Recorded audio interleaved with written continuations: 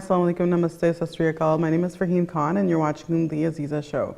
This week we're actually going to speak about something a bit lighter. It's about how to find a match. And with me is our guest, Sister Bano Murtaja. Welcome, Sister Bano. How are you? Good, alhamdulillah. Thanks so much for being on the show. You're more than welcome. Thank you so much for having me. Our pleasure. So Sister Bano, can you maybe start with just telling the audience who you are and we can go from there? Well, I'm a Brit who's in involuntary exile to Canada. I've been here 8 years and I founded and began running Matchbox about 3 years ago with my co-founder Faiza Khan, who couldn't be with us today. But I've been a community, so I completed my doctorate in 2006. And my doctorate was on sort of Muslim communities living in the West. Right. And I've been a community activist working on the needs and social issues that Muslim communities are facing in sort of Western speaking or English speaking countries since then. So pretty much any and all issues you'll find me having done some level of activism in it. Right. Ultimately I've been a matchmaker for about a decade and a half now because it's something that the need is so pronounced. Right, right. Well, that's interesting. So I know that a couple of years ago, I think I saw you at one of the conferences where you had Matchbox, you know, like the setup, and it was quite extravagant, if I can say that, which is really great. So can you tell us what are there challenges? I mean, I think the big question is, I think we know that there are challenges, but like how prevalent are the challenges and how difficult is it for somebody to find a match at this point in time? I think it's, in some ways, it's unprecedented because we've entered into an era that nobody really has experienced before, where we are so connected to people on social media, but really so disconnected from ourselves and from any meaningful relationships that we have with people, right? Even I find people will talk to me, my clients will talk to me, and even their best friends are people who they now interact with over Facebook or on Twitter or on Instagram, as opposed to actually finding the opportunity to spend time with one another. Right. And that time is something we really struggle to eke out. And so often, if people do get to eke it out, they spend time with people they already know. Right. Their social circles, because these are relationships they want to honor, and that's very necessary. Yeah. But it then means that you're not branching out to go and find people who you may not know, who are then people you might be eligible to marry, and vice versa. Right. And then sort of that coupled with the fact that our older generation's networks have broken down, or at least are no longer as expansive as they used to be, and aren't necessarily or people don't necessarily have as much trust in them, quote unquote, as they used to have. Right. Yeah. And so it used to be, people would be able to say, I've known so-and-so for this many years, and their child is a good person. Right, just go ahead and do it. So have a conversation, and you know, our values are similar, there you go. Right. But now you've got things like migration trajectories getting in the way of that. You've got people's education and careers completely changing that. You've got different dynamics in regards to race, ethnicity, people's own life circumstances. Right. So all of that, it makes it so much more complex now. For sure. And I mean, can you give us some examples maybe of like you know, people that are potentially looking that just haven't been able to find a match? Like, what is it that you've started to see? You know, there's nothing typical. And often you'll get people who call and kind of go, I don't understand why I'm so hard. Like, why is it so hard for me? Right. And you have everybody from your 30-year-old, I'm doing really well in business, and I'm looking for a wife, but I can't find what I'm looking for, to your, you know, mid-40s divorcee with 2 kids, who now is looking to remarry and can't. And it's honestly, there's no typical person that these people have it difficult, but these people find it really easy. For sure. But I mean, like, what is your sense of like online like marriage websites? Because I feel like sometimes we hear about these like really great success stories, and then I know from my own personal experience and the little times that I've dabbled in these things that it's just been so it's been nauseating. That's the best way to describe it. Yeah. And it I mean, to be honest, that's exactly why I set up Matchbox.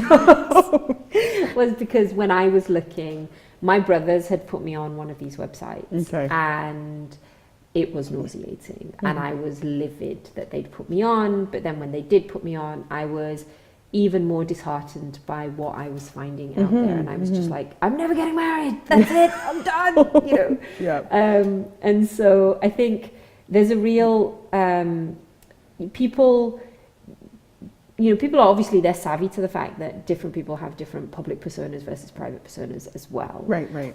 On top of that, you don't really know somebody's intentions when they sign up to even Muslim websites. Oh, I know. Oh, 100%. You know, and Let's this be is clear a big about thing, that. you know, where people, somebody might be looking to marry and they might be on there very seriously, but they're the 99.9% of the people they're interacting with just want to have fun, as the song goes. That's right.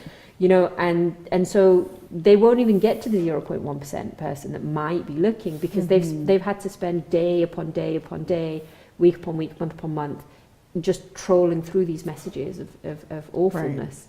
Right. And so we set up Matchbox because we decided that we needed to go offline in an online world. Right. And so we thought, okay, we need to take this back. We need to take this back to that human level where there's an individual interacting with, and we need to do it in a way that protects people's hearts as well. We felt people were, you know, there was a lot of heartbreak. Everybody would speak to would be like, I hate it. I hated the process of getting married. And it was just like, how awful is that something that's supposed to bring you so much love and so much joy is something you hated engaging in to get to that point. Right. And we thought, no, this should be fun. People should enjoy this. They should be chilled. They should be relaxed. They should look forward to speaking to a matchmaker, to a potential match. And that's why we set up a process where you don't have to engage with another party until you know they're serious about you, you're serious about them. Right. And everything goes through the matchmaker. So we cut through a lot of the rubbish as well. Yeah, no, and I mean, like, I guess that's great, because I know that, like, even some of the, you know, not to you know, say mean things about the elders, but, you know, like some of the traditional matchmakers, if you will, right? They, you know, a lot of them are, I feel, and maybe they don't, and maybe it's more than this, but I kind of feel like it's like, let's look at this picture and this picture. Right. Do they look well together? You know, does this look good? Does it look like a match? Let's just do this, right? Like, I feel like they don't even bother trying to get to know the people and beforehand, and that's such a big problem. I mean, it's literally, I've had people sort of say, it was like, he has a pulse, marry him. Like, that's it. That was the threshold level. Was there's a pulse. That's right. That's it. He has a pulse. He has a job. Yeah. That should be sufficient for you. Exactly. And the thing was, there was a point in time where sometimes that was sufficient. There may have been a point in time where it was sufficient for somebody to have a good job, good prospects, be from a quote unquote good family, i.e., you know, parents are still together, which was sometimes the definition, or, you know, and that was it. Yeah. That was enough. And it's no longer that. People want a little bit more. We are ripped in so many different directions that now people are looking, when they look to have what they want within their home, they need something a bit more substantial. Right. And, you know, I even have clients say, look, it's so easy to go and mess around. 100%. It's so easy. Nobody's going to know. And I want to make sure that my home life is the kind of home life where I never have that. For sure. You know, that those temptations aren't even something which, you know. And you know what it is? It's like, it becomes so easy because you think that person, like, there's that level of trust, right? Yes. And then there's this like intention of, oh, you know what, eventually we'll get there. You know what it is? And so there's so many women that I've met who are just like, well, you know, I thought it was going somewhere, so. And then it wasn't. And it wasn't, right? And it becomes even more difficult, so. Right. Yeah. Yeah, and that's something that we do try and discourage, but even our service can't get past that. Like, ultimately, if there's somebody who, and this is a problem that we have, we do advise people that you've got, once you decide you find somebody who you like and is a good person, don't sit and think, well, what's wrong with him? What's wrong with her? I need to kind of unpack this, and I'm not sure I know them well enough yet, because really what you're looking for is the skeleton in the closet. Right. You've already made up your mind, but the skeleton in the closet, and if you look for it hard enough, you'll find it. Right. You'll always find it. The question is, do you like somebody enough to think, I could work through most things with this person, and I trust them enough to be able to do that, and vice versa. Because ultimately it's not until you get married that you're really going to know them anyways. For sure. But there is a place to say that these things get sort of ruined the longer 10 months, 2 years down the line, right? The grass starts to look greener. Mm-hmm. Yeah, it's always challenging. I mean, I guess the other question that I had was, do you find that especially online, I found this, and maybe we can talk about this after the break, but it's just, do you have a sense that people feel as if there's too many options and that they can just continue to keep searching because there must be something better out there? I don't get that much of that. I mean, to be fair, by the time people have gotten to me, they've realized that they're not that many options, right? That's true. So, I mean, by the time somebody gets to me and says, okay, it's time for me to pull a professional into this, and I mean, we are now moving into that environment where professionals in particular think, I go to professionals for everything else. Right. Why am I not this? engaging a professional for this? For sure. So by the time they get to me, they've actually decided that what they're looking for is few and far between. Okay. Well, why don't we take a quick break, okay, and then we'll be back. Okay, we'll be right back.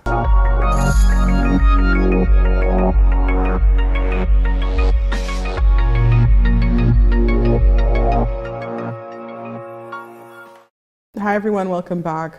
So, Sister Bano, before the break, we were just talking about, do we feel like there's too many options? And you said that, by the time they get to you, they've realized that there's not, right? Right. But do you think that why are people single? What is the reason for that? Sometimes I kind of feel like my clients stand in their own way. So we very rarely get somebody who says, you know what, I'm just looking for somebody who's a really good, really kind, really caring, genuine person. Right. Very often you'll have, they can only be this ethnicity, and at a push, this or this ethnicity. Right. And they have to be between these age ranges. And I can't accept anybody who's below 5'9". Right. And, and sort of, I mean, even so far as they have to have a great fashion sense. They have to have a job and their earning has to be X, Y, and Z. And I'm not saying that having those requirements is not important, but ultimately that isn't what will determine whether somebody gets up in the middle of the night and goes and gets you a glass of water because you really want one, right? Or whether somebody thinks he or she has had a really hard day at work, let me make dinner tonight, right? It's and I think sometimes you find that sort of the trappings of present day North American life, or the trappings of sort of life as we know it, get in the way. Right. And so what you find is I'll have a client, or many of my clients, male and female, and they're really incredible people. And I will find them a really incredible match. And I will be so excited. And I will get, and this person is such a great match in terms of your personality, and you guys would have so much fun, and and your religion matches, and your da-da-da-da-da matches, and they'll go, oh, but they live in the wrong part of Ontario. Or, right. Oh, but they're not the right ethnicity. The ethnicity is the biggest one, to be fair. Right, okay. And it as a matchmaker, I've got to say, it drives me crazy, because I have so much disappointment. It breaks my heart so badly. I get so invested in matches. It's very funny. My team think it's great because I'm checking my phone constantly. Did they message? Have they responded? Have they said yes? But so yeah, and I think that, to be fair, in today's day and age, that's the biggest issue. Right. It's people standing in their own way of getting married. Right. Well, I mean, I'm happy to hear that you're so passionate about it. It's good to know that, that that you actually care. No, I really do. I have been known to shed a tear or two, which is not good for my British cynical sort of side. But yes, I have been known to be very, and get very angry at times. At times as well, I hear that. So tell us, how did you find your match? To be honest, I'd given up on the idea of marriage. I was 33. I had decided that was it. Men were a waste of time. I'd had so many bad experiences, and I just thought, that's it, I'm not doing this anymore. And my husband is a singer-songwriter, and I saw him on stage, and my best friend was also single at the time. She's married now, she has 2 beautiful children. And she said, oh, you know, I just want to give him a cuddle. And I thought, ooh, there's a spark. And so there was a mutual friend that I knew, and I didn't know who my husband was from Adam. This was the very first time I'd seen him. Right. And so I said to my mutual friend, is he single? Because if he is, I've got a match for him. And she was older than me. She's a good decade older than me. And she just basically started to yell at me. Do you know that you're single too? Do you know that you should be looking for yourself? So then she said to me, I'm going to tell him about you. And I was like, no, I'm not interested. I'm not. And then she called me back later that afternoon and she said, he really wants to talk to you and he's going to give you a call. On the flip side, she'd said to him, she really is expecting your call. You better call her, you know. And he was thinking, I don't want to speak to her. I'm not looking. I don't want to get married. Why am I being put into this situation? Right. But she's older than both of us. And so out of respect for her, and also out of the fact that he's too chivalrous to not call somebody waiting for his call, he thought, I'll give her a call, I'll fob her off, and, you know, everything will be fine. He called me, I spoke to him, I thought he was a jerk. He thought I was crazy. And that was it, end of first conversation. Next day, my teachers had always said to me, I've got a very special sort of spiritual and religious teacher, and she had said to me, you're really hard on men. You're too hard on men. You need to be a bit easier.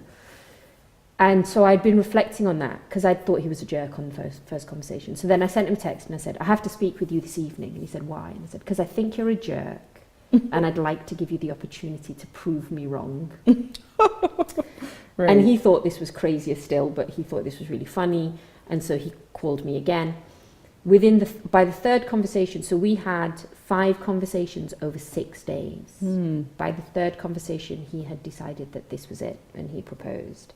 I waited for the 5th conversation because I wanted his references first. So I reached out to our mutual teachers.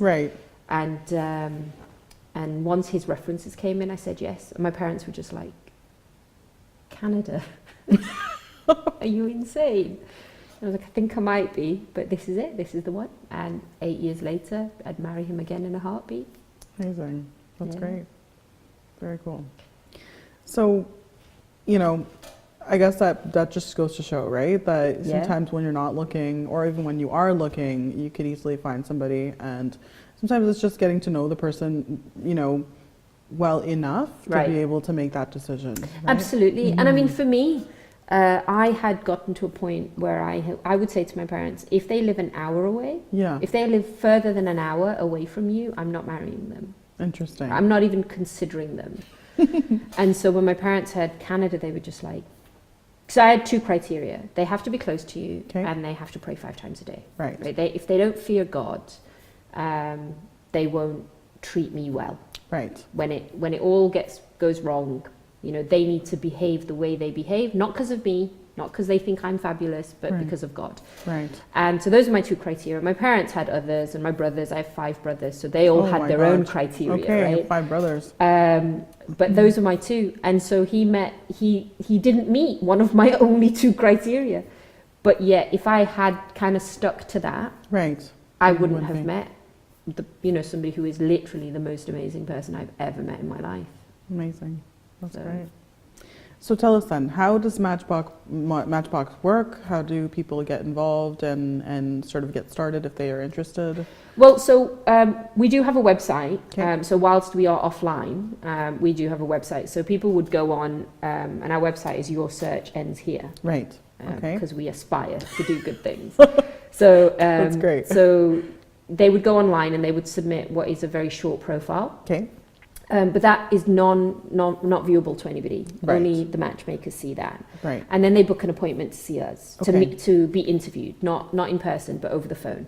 We interview every single one of our clients. We get to know every single one of them. Yeah. And then we have levels of membership. So we have a basic membership, which is $50. And basically that kind of allows you to be searchable, quote unquote. So if I'm looking for somebody, I would, you would, and you come up as a match, then I'd get in touch with you. Right. And then we have a premium membership, which is $250, where you're the person I'm conducting a search for every week, or my matchmakers are conducting searches for every week. So once we've gotten to know you, on a weekly basis, we're looking to see, are there any matches? Then we get in touch with you. And if you think, I like the sound of this, we unpack the match. Okay. So any questions you have of him or he has of you, right. or I have of the match, because very often I can see things right. because I'm seeing it from and I've spoken to you about all of these things. I've gotten to know you. I might think, well, he said something which worries me a little, so I want to check that first. Sure. And so we will unpack it. We will ask all the head-based questions first. Right. And once you're happy with what he said, and he's happy with what you've said, and we've exchanged the pictures, so you've had a chance to see each other. Right. Then, if you're both wanting to, we move toward the introduction. Okay. If you don't, we just restart the process all over again. Right. So at no point do you have to invest your time or emotional energy into it. Right. Until you've been introduced. And by that point, you already know that he's interested in you for marriage and vice versa.